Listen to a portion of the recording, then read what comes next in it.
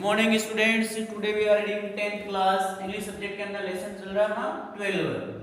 Resolution का अर्थ होता है दृढ़ संकल्प करना। रेसोल्यूशन यानी दृढ़ संकल्प करना। अब इसके पाठ को आगे बढ़ते हैं।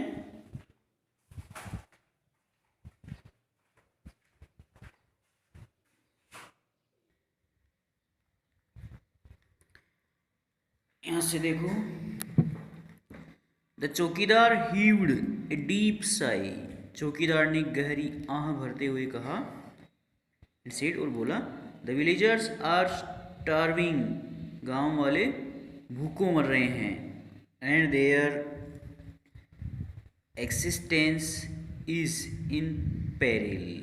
यानी गांव वाले काफ़ी भूखों मर रहे हैं, उनकी स्थिति काफ़ी ख़राब है। They have nothing to look forward to.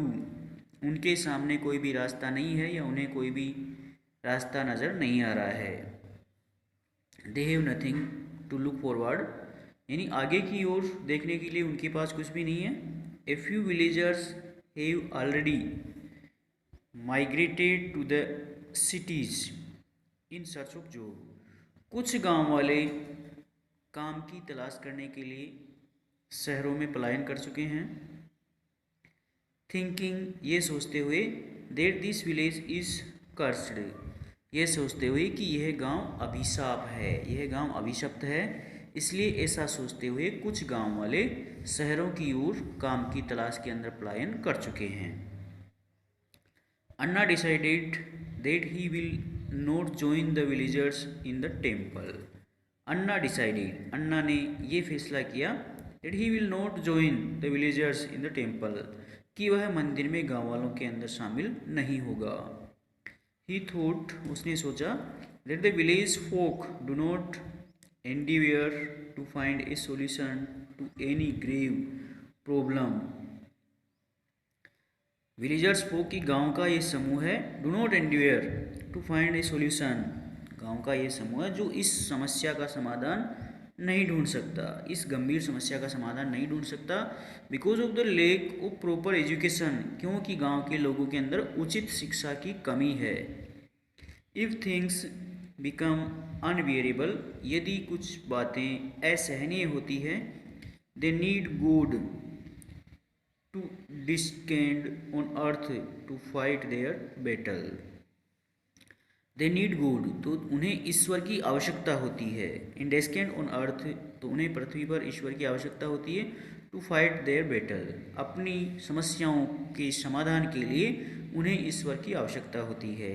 They hopefully wait for an अवतार, और वे एक अवतार के लिए निराश होकर के होपफुली वेट, और वे बड़ी उम्मीद के साथ एक अवतार का इंतज़ार या एक ईश्वर रूपी अवतार का इंतजार करते रहते हैं।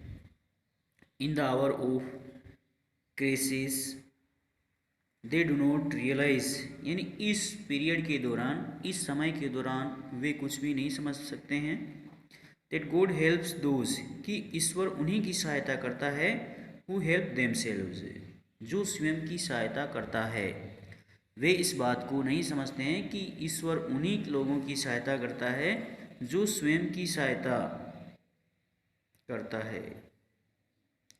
Evening gave way to twilight, यानी संध्या का समय हो गया।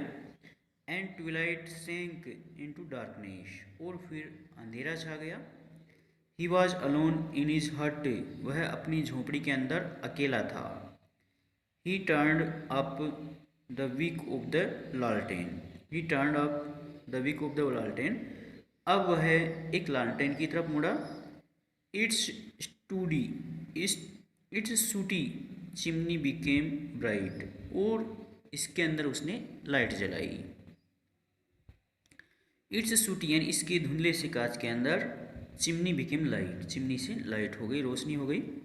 अन्नाज thoughts flew back to the past, Anna भूतकाल के बारे में, पिछली घटनाओं के बारे में सोचने लगा।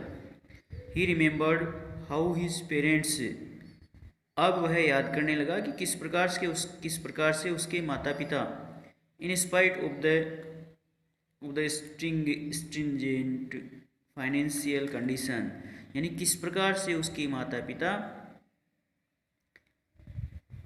वित्तीय स्थिति के बावजूद भी sent him to a prestigious science college in the city, यानी किस प्रकार से उसके माता पिता की आर्थिक स्थिति कमज़ोर होने के बावजूद भी उसे शहर में एक विज्ञान के कॉलेज के अंदर एक प्रतिष्ठित विज्ञान के कॉलेज के अंदर भेजा गया था। His strong will to prove himself, यानी उसकी यह मजबूत इच्छा टू प्रूव हिमसेल्फ अपने आप में सिद्ध होती है। Won him the award of the best student of the college, उसने कॉलेज की सर्वश्रेष्ठ विद्यार्थी के रूप में अवार्ड प्राप्त किया, पुरस्कार जीता। अन्ना वाज फर्मली डिटरमाइंड, अन्ना दृढ़ संकल्पित था, दृढ़ निश्चयी था। That after completing his education, कि अपनी शिक्षा प्राप्त करने के बाद, अपनी शिक्षा समाप्त करने के बाद he would return to his small village, कि वह अपने छोटे से गांव में वापस लौट आएगा।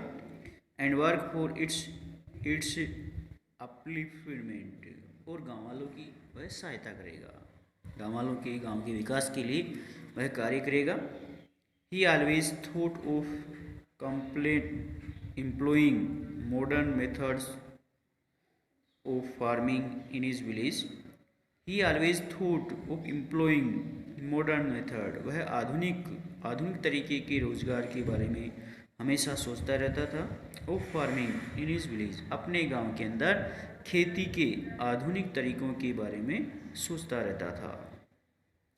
And educating the villagers on environment, तथा लोगों को शिक्षित करके शिक्षा का वातावरण या चारों तरफ शिक्षा फैलाना था।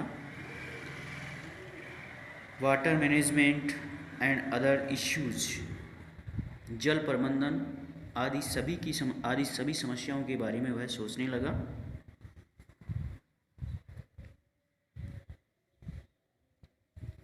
He was totally different from his other classmates, वह पूर्ण रूप से अपने सहपाठियों से अलग था। Who always dreamed of earning in dollars, जिन्होंने हमेशा डॉलर कमाने का सपना देखा था। And leading a luxuries life in a foreign country, और विदेशों में बड़ी अय्यासी के भोग विलास की ज़िंदगी जीने का सपना देखा था। As he was reflecting on the goal of his life, जब उसने अपने जीवन के लक्ष्य के प्रतिबिंब को देखा। हिज आईलिड्स बिकेम हेवी, तो उसकी पलकें भारी हो गई। And he went off to sleep, और वह सो गया। Anna then saw macabre vision, Anna ने फिर एक दृष्टिकोण देखा। देयर वर बम्स एवरीवेयर, वहाँ पर हर जगह बम नजर आए। And not a place to hide, छिपने के लिए कोई भी स्थान नहीं मिला। He could clearly see the blazing bombs, उसने सिर्फ जलते हुए ब्लेजिंग होम्स, जलते हुए घरों को देखा। डायलपेटेड बिल्डिंग्स, भवनों को गिरते हुए देखा। चेयर्ड मैंगल्ड बॉडीज, शवों को जलते हुए देखा। एंड माउंट्स ऑफ कॉर्प्स, और लाशों का ढेर देखा। The entire atmosphere was resounding with the winning sounds, यानी पूरा वातावरण के अंदर चीखने चिल्लाने की आवाज़ें हो रही थी। Cries of lamentation and agony, यानी क्रोध और विलाप करने की आवाज़ें, चीखने चिल्लाने की आवाज़ें आ रही थी। आगे कल पढ़ाएंगे।